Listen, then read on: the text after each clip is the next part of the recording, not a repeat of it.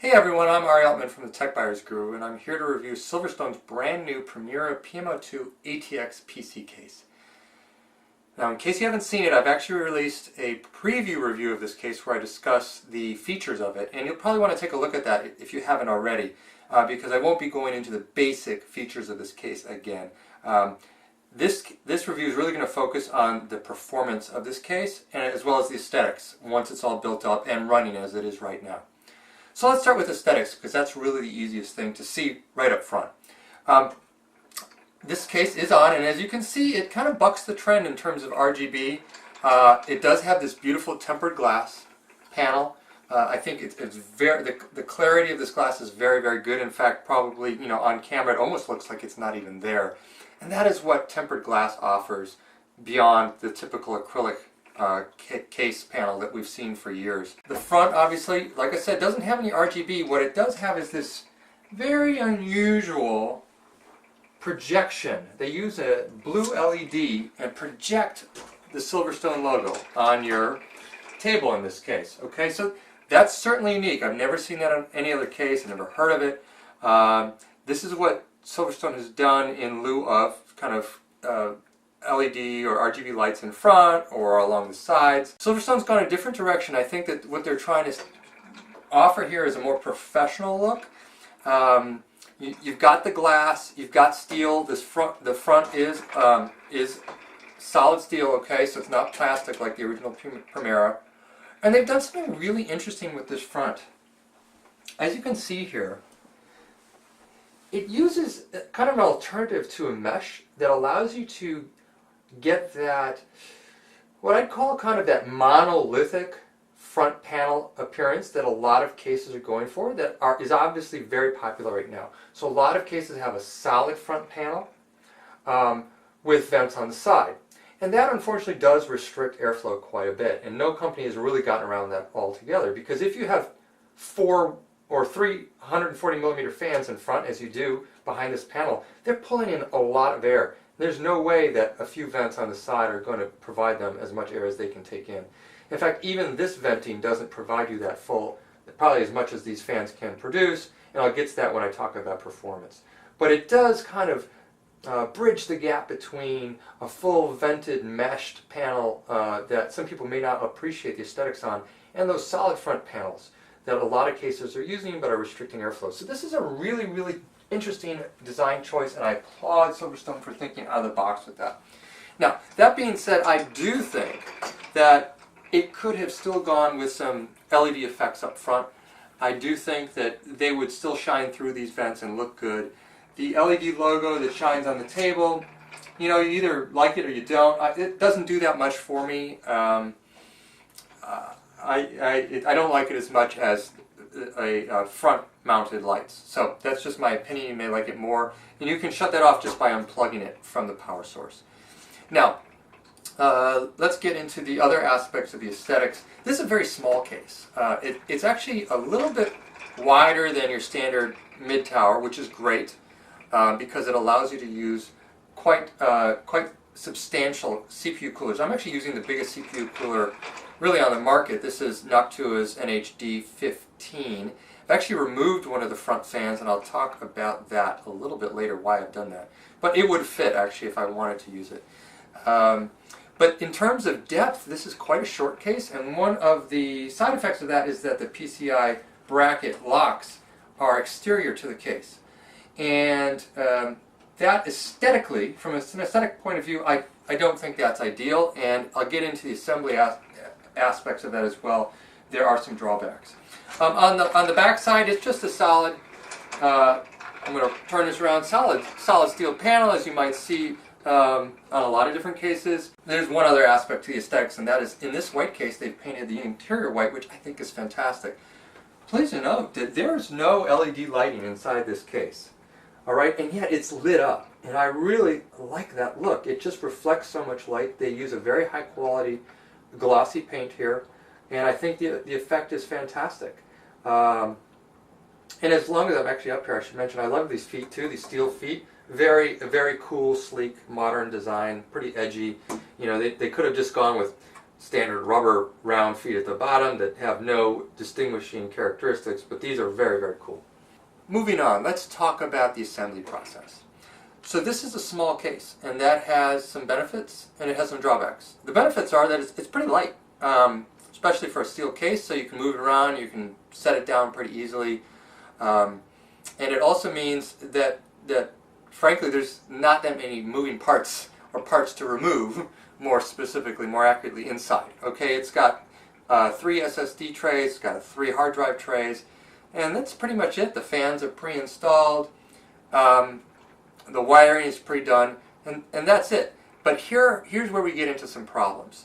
There are both some fitment issues, as well as some clearance issues, and then some just layout issues. So I'm going to go through those one at a time. The fitment issues actually have to do with something I experienced that I have never seen before, which is I actually could not install my motherboard with this rear fan in the case. That's because the clearance back here is so tight between that 140 millimeter fan and the motherboard's I/O shroud, which most motherboards have now, kind of a plastic decorative shroud, that it wouldn't fit under the fan because the fan actually touches it. So right now you can't see from this angle, but this 140 millimeter fan is actually sitting on top of the shroud. I had to remove the fan, install the motherboard, and reattach the fan. I've never had to do that on any other case. So SilverStone has really kept these tolerances very, very tight in terms of width, and I would say a little bit too tight. So the other thing I should mention is the layout. Because it's so small, these fans kind of just reside right up front. And I was shocked to find that there's nowhere to route the power leads. So really, they just kind of sit across your case, sit across the interior case.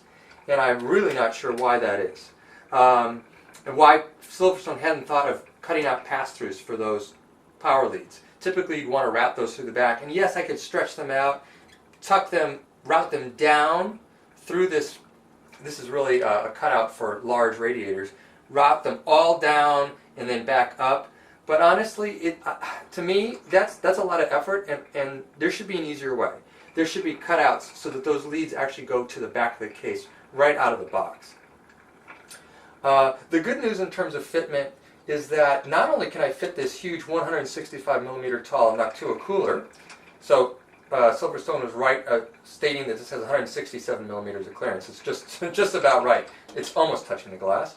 The other thing is I actually did test mount a Cooler Master Master Liquid 240 liquid cooler, and it did fit, even with kind of medium-sized heat sinks on my RAM.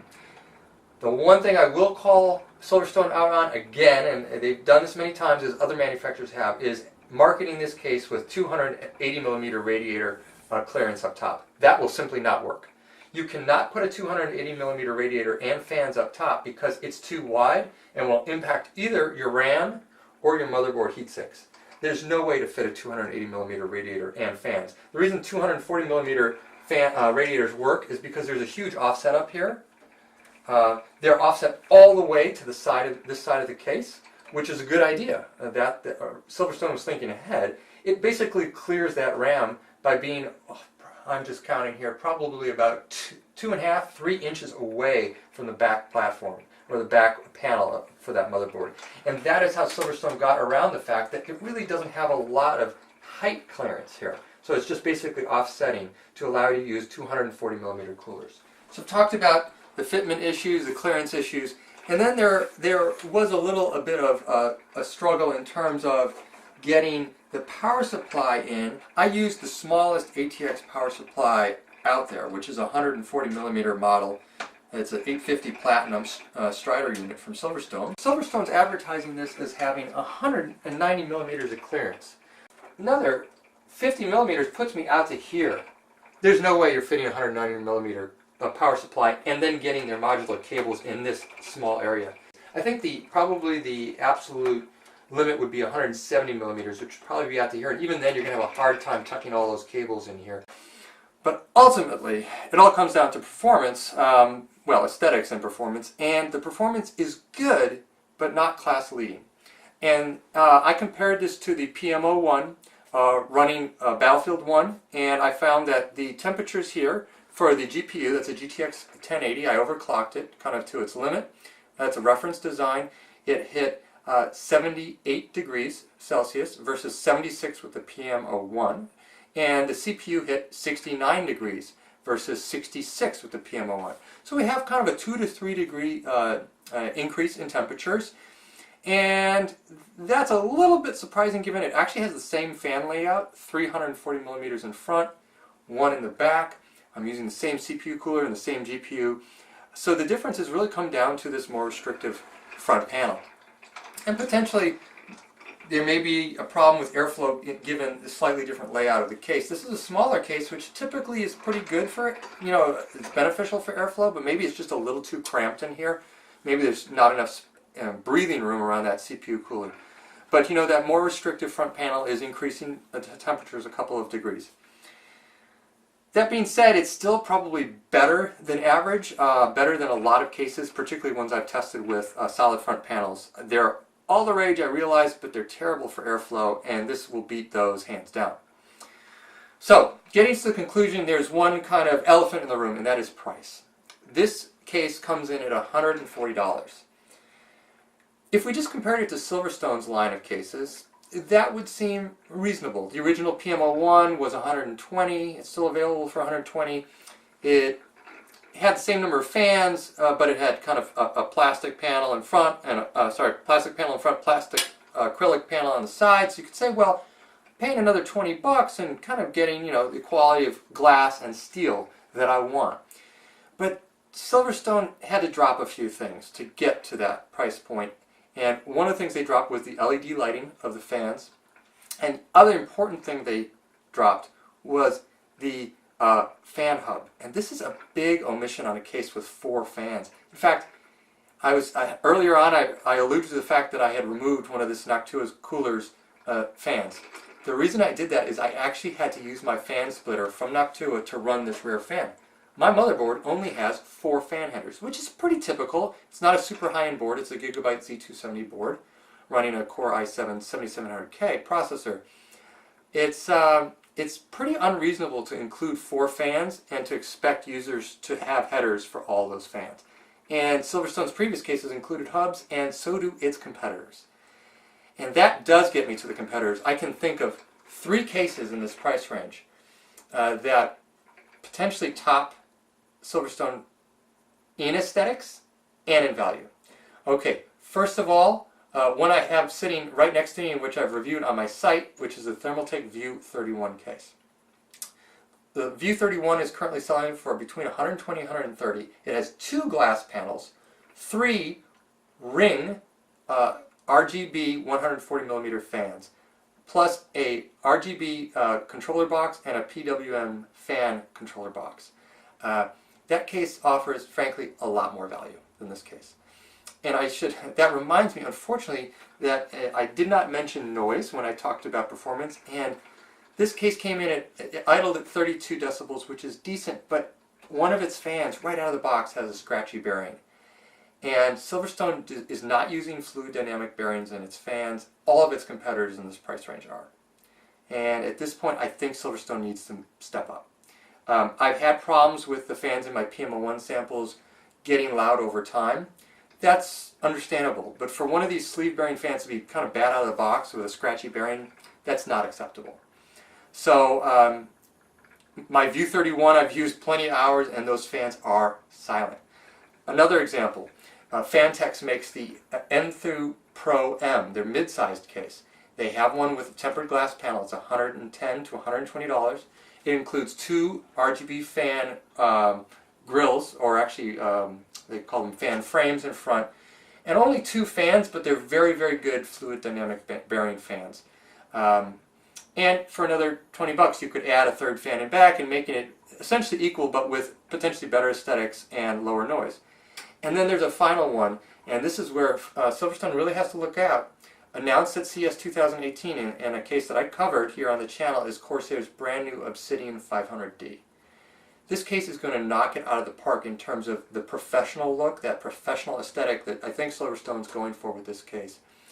The 500D has dual swinging, hinged, tempered glass panels, dual 140mm magnetic levitation bearing fans, and a brushed aluminum front panel.